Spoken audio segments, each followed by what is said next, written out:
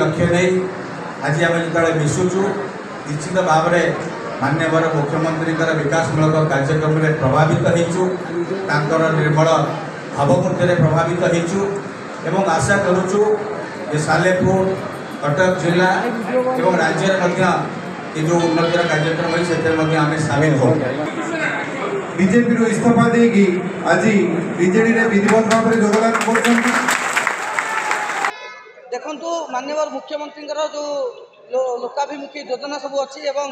गरीब कल्याण योजना जो भाई भाव में सफल रूपायन होती पूरा तल तृणमूल स्तर में से माने नवीन बाबू सफलता को आहरी आगू नापी एवं जो विकास धारा विकास गंगा जो बही सारा ओडिशा नवीन बाबू नेतृत्व में से विकास गंगा को आहरी द्विगुणित करने आम विजु जनता दल में जोग देचु एवं आगामी निर्वाचन में तार प्रतिफलन सारा ओडिशा देखिबो कटक जिला देखिबो। आम कर्मकर्ता बहुत खुशी अच्छा बहुत